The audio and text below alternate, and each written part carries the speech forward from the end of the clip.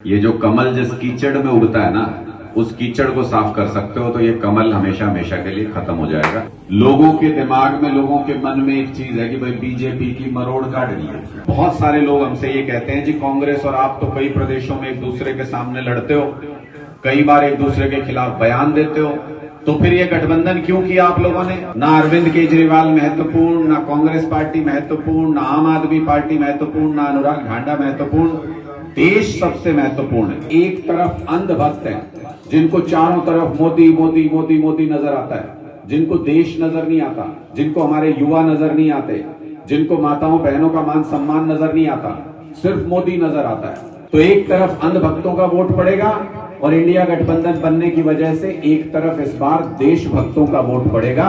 चुनाव में वोट की दो ही ढेरी हैं, एक है अंधभक्तों की ढेरी, एक है देशभक्तों की ढेरी। अंधभक्त हो जो भी वो दे दे उनको वोट, और जो देशभक्त हो वो इंडिया गठबंधन को वोट दे दे, झाड़ू के निशान पे बटन दबा दे। अरे ताऊ का लाल भी लड़ने के लिए आ रहा है, आया है ना नया नाम, आ गया ताऊ का लाल कोनी, ताऊ का लाल कोनी बीजेपी का दलाल है। ये चुनाव भारतीय जनता पार्टी जीत गई तो शायद देश में इसके बाद अगला चुनाव नहीं होगा। आज आप सब लोग ऐसे इकट्ठा हो किसी एक घर में, जब सुनने के लिए किसी पॉलिटिकल पार्टी को आसपास के परिवार के इतने लोग इकट्ठे हो जाएं, तो इसका मतलब आप लोगों का भी मन तो है, दिलचस्पी तो है इस चीज में कि आम आदमी पार्टी को अगर ये सीट मिली है तो एक नई शुरुआत कुरुक्षेत्र के लिए होने जा रही है।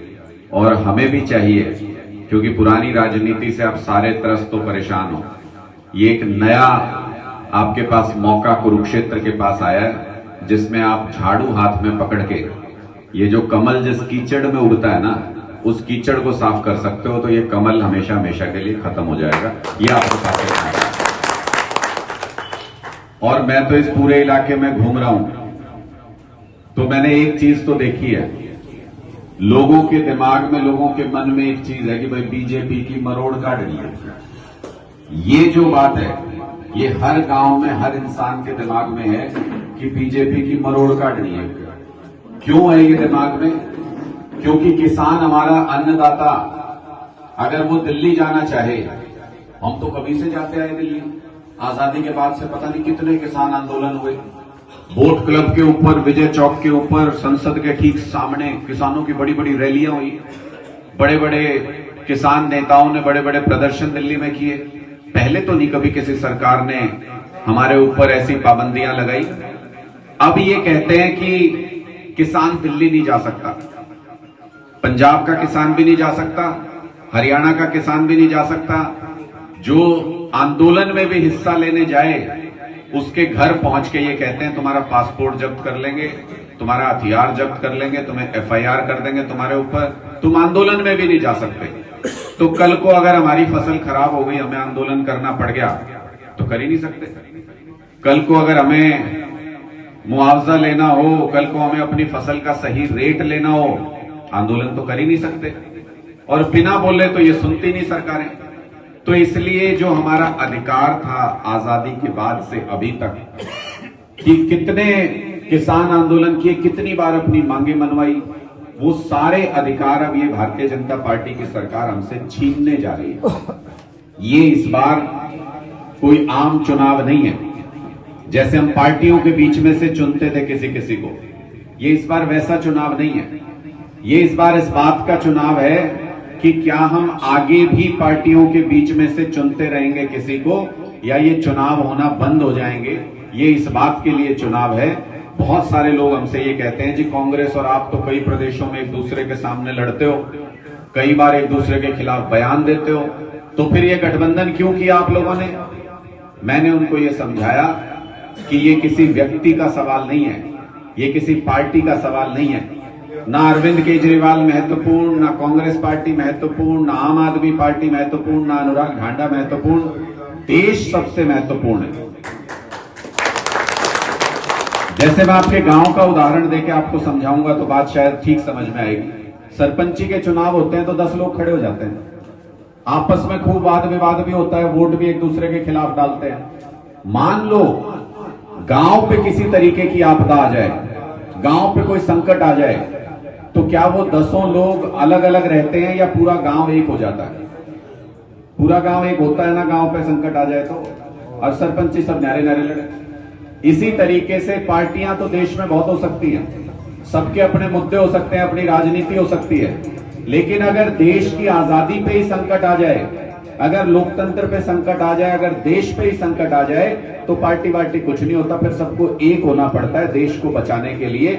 आज ये वही मौका आ गया जब सबको इकट्ठा होके, एक होके देश को बचाने की जरूरत है, जिसके लिए हमारे पूर्वजों ने शहादतें दी।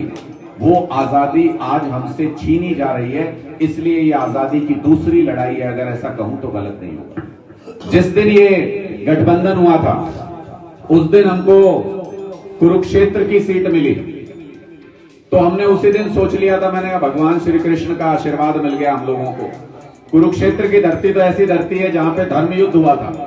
एक तरफ सारे अधर्मी थे, एक तरफ सारे धर्म के लिए लड़ने वाले लोग थे। आज भी दोबारा वही युग आ गया है जब एक तरफ अंधभक्त हैं, जिनको चारों तरफ मोदी मोदी मोदी मोदी नजर आता है, जिनको देश नजर नहीं आता, जिनको हमारे युवा नजर नहीं आते, जिनको माताओं बहनों का मान सम्मान नजर नहीं आता, सिर्फ मोदी नजर आता है। उनको हम कहते हैं अंधभक्त, जो बाकी कुछ नहीं समझते, अंधभक्त है मोदी के। वो मोदी को वोट दे दो भाई, 100 बार दो, लेकिन ये बहुमत में नहीं है, बहुत थोड़े से लोग हैं। बहुमत में इस देश में देशभक्त हैं। तो एक तरफ अंधभक्तों का वोट पड़ेगा और इंडिया गठबंधन बनने की वजह से एक तरफ इस बार देशभक्तों का वोट पड़ेगा। ये अंधभक्तों और देशभक्तों के बीच लड़ाई है। जीतना बहुत आसान है क्योंकि अंधभक्त थोड़े हैं और देशभक्त ज्यादा हैं, लेकिन सिर्फ एक बात का ध्यान रखना पड़ेगा, देशभक्तों के वोट बंटने नहीं चाहिए किसी भी हालत में। ये सारी कुर्बानियां जो हमने दी हैं, ये जो गठबंधन किया है, ये सिर्फ इसलिए कि देशभक्तों का वोट बटे नहीं किसी भी हालत में। तो दो ही ढेरी है इस बार चुनाव की। चुनाव में वोट की दो ही ढेरी है, एक है अंधभक्तों की ढेरी, एक है देशभक्तों की ढेरी। अंधभक्त हो जो भी वो दे दे उनको वोट, और जो देशभक्त हो वो इंडिया गठबंधन को वोट दे दे, झाड़ू के निशान पे बटन दबा दे। अगर कोई तीसरा आदमी इस चुनाव में बीच में लड़ने की कोशिश करता है या अपने आप को प्रचारित करता है, तो सीधे तौर पे समझ लेना कि वो भारतीय जनता पार्टी की कठपुतली है, उसका प्लांट किया हुआ कोई ना कोई कैंडिडेट है जो हमारा वोट बांटना चाहता है। और अच्छे से समझना हो तो ये देख लेना कि वो किस तरीके का कैंडिडेट है, किसके वोट काटेगा, उससे आपको समझ में आ जाएगा कि ये तो सारा खेल भारतीय जनता पार्टी ने रचा है। और इसलिए मुझे लगता है कि अगर दो ही जगह वोट पड़े, दो ढेरी हुई, तो हमें जीतने से कोई रोक नहीं सकता, देशभक्तों को जीतने से कोई रोक नहीं सकता। इसलिए ये सारा चुनाव इस बात पे है कि वोट बंटना नहीं चाहिए। कोई एक आध आदमी आपके बीच में आके ये कहेगा, अरे ताऊ का लाल भी लड़ने के लिए आ रहा है। आया है ना नया नाम, ताऊ का लाल कोनी, ताऊ का लाल कोनी बीजेपी का दलाल है। दिमाग में बिठा लेना इस बात को। सिर्फ इनका काम ये, क्या लेना देना है उसका यहां से भाई? कोई पहले सांसद रहा हो, यहां से कुछ रहा हो, सबसे मजबूत उनका जो आदमी था, सबसे बड़ा जो नेता था, बीजेपी ने ये कहा कि तू उधर वोट काटने, इसलिए उनको यहां पे भेजा गया है। 3 में ना 13 में, किसी चुनाव में फाइट में नहीं है, क्योंकि सीधा चुनाव इंडिया गठबंधन और भारतीय जनता पार्टी के बीच में है। इसलिए पहली बात तो हमने ये ध्यान रखनी है कि किसी भी हालत में वोट नहीं बटना चाहिए। वोट नहीं बटा तो आधी जीत हमारी पक्की हो गई, बाकी जिस दिन वोटिंग होगी उस दिन पूरी जीत हो जाएगी। दूसरी बात कि ये जरूरत क्यों आन पड़ी, ऐसी क्या स्थिति है देश के अंदर, तो मैं आपको एक उदाहरण देकर समझाऊंगा जिससे आपको बात समझ में आए। ये हमारे किसान दिल्ली जाना चाहते हैं, आप सबको पता है कि इन पे गोलियां चलाई जा रही हैं, लाठियां चलाई जा रही हैं, लेकिन हाल फिलहाल में जो हुआ उससे बहुत से करोड़ों लोगों की आंखें खुल गई देश के अंदर। इन्होंने कानून लेके आए हैं बीजेपी वाले, नाम तो उसका अटपटा सा है, कहते हैं CAA। लोगों को समझ नहीं आएगा, अपने गांव में कहेंगे ABC CA, पता नहीं क्या है, लेकिन उस कानून का मतलब क्या है वो समझो। इस कानून के मुताबिक पाकिस्तान से सीमा पार करके अगर कोई घुसपैठिया देश में घुस आया तो भारतीय जनता पार्टी कह रही है उसको देश की नागरिकता दे दो, यहीं बसा लो। इसका मतलब वहां से लाखों करोड़ों लोग, उनके लिए तो जन्नत है हमारा देश। पाकिस्तान की क्या हालत आपको पता है, बांग्लादेश की क्या हालत आपको पता है, उनके लिए हमारा देश जन्नत की तरह है। ये बॉर्डर के ऊपर जो हमारे ये जवान जो ऐसे खड़े हुए हैं, वो किस लिए खड़े हैं आप मुझे बताओ। अगर किसी को भी आने देना है तो सारे बॉर्डर खोल दो। बॉर्डर के ऊपर हमारे जवान जो आज तक शहीद हुए किस लिए हुए, एक भी पाकिस्तानी इधर ना आ पाए इसलिए सीने के ऊपर गोली खाते हैं। हमारे बहुत से जवान हरियाणा के शहीद होते हैं बॉर्डर के ऊपर। अब इन्होंने कहा कि जितने मर्जी पाकिस्तानी इधर आ जाओ, उनको हम भारत की नागरिकता दे देंगे। तो हमारे नेता अरविंद केजरीवाल जी ने एक सवाल उठाया।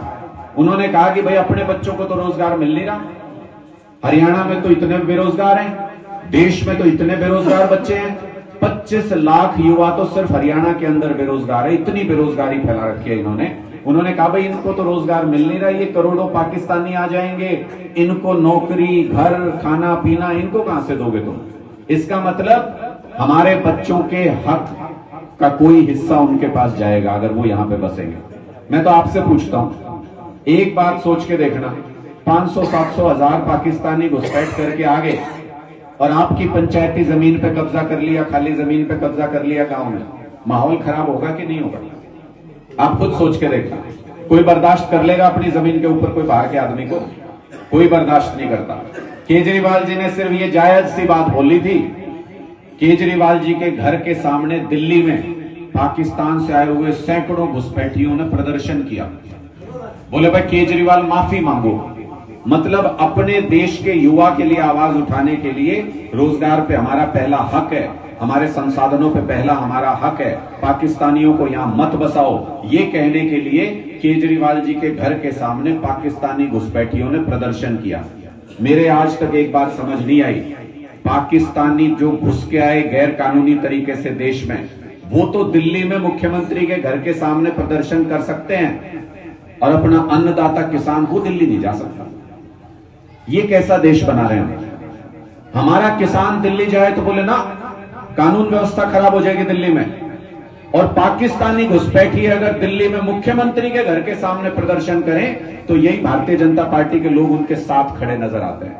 इनको अन्नदाता से ज्यादा प्यारे पाकिस्तानी आज के दिन में, ये इनकी नीयत है। मैंने इतनी विस्तार से ये बात इसलिए बताई कि आपको ये समझ में आए कि इनकी नीयत कैसी है। वोट बैंक के लिए ये पाकिस्तानियों को भी, अपने दुश्मन देश के लोगों को भी अपने यहां बसाने में इनको कोई परहेज नहीं है। ये चाहते हैं उन पाकिस्तानियों को अब वो तो एहसान मानेंगे इनका, जो सवाल उठाएगा वो उनको दुश्मन लगेगा, तो उनका एहसान मानेंगे, ये जगह जगह लाके उनको बसा देंगे, इनका वोट बैंक बनेगा और आगे उनको क्या करेंगे, भाई हमें वोट देते रहो, हम तुम्हें हिंदुस्तान में रहने देंगे। तो ऐसी इनकी सेटिंग, इनको देश से कोई मतलब नहीं, इनको देश से, इनको हमारे शहीदों से कोई मतलब नहीं, इनको हमारे युवाओं के रोजगार से कोई मतलब नहीं। ये पाकिस्तानियों को लाके बसाना चाहते हैं, और पाकिस्तानी दिल्ली अगर जा सकता है और किसान अगर दिल्ली नहीं जा सकता है तो इसका मतलब देश की आजादी खतरे में है। इसका मतलब आने वाले समय में पाबंदियां और बढ़ने वाली हैं। इसका मतलब अगर ये चुनाव भारतीय जनता पार्टी जीत गई तो शायद देश में इसके बाद अगला चुनाव नहीं होगा। इस बात को भी सावधानी से हमको समझना है। आम आदमी पार्टी जिंदाबाद, आम आदमी पार्टी जिंदाबाद। ये किस लेवल के चोर हैं, इस बात को समझना। ये मेयर का चुनाव हुआ था चंडीगढ़ में, आप सबने वीडियो देखे होंगे उसके, खूब खबर सुनी थी। 36 वोट थे जी, टोटल 36 वोट कागज के ऊपर, कैमरे पे दिख रहा। 36 वोट में भी इन्होंने वोट की चोरी करके अपना मेयर बनाने की कोशिश की। इनसे गलती सिर्फ इतनी हो गई कि इनका मुकाबला आम आदमी पार्टी से था, ये इस बात को भूल गए। इनका वो मेयर भी हटवाया और अपना मेयर भी चंडीगढ़ के अंदर बनाया। चोरी करेंगे ये, लेकिन हम करने नहीं देंगे। आज फिर कुरुक्षेत्र के अंदर वही स्थिति बन रही है। इनको ये समझ में आ गया कि आम आदमी पार्टी से मुकाबला है, यहां तो पार बसाएगी नहीं। तो आपके यहां पे एक सांसद थे, याद है जी, नायब सैनी नाम था जी, नायब गायब सैनी नाम है उनका। उनको पता था, जैसे ही हमने कैंडिडेट दिया, जैसे ही गठबंधन हुआ, हमने सबसे पहले कैंडिडेट दिया। कैंडिडेट देते ही इनके ये बात समझ में आ गई कि किसी भी हालत में नायब सैनी जीत नहीं सकते। नायब सैनी अध्यक्ष थे भारतीय जनता पार्टी के उस टाइम पे, और अभी बने थे 2-4 महीने पहले, तो हटाने का कोई कारण नहीं था।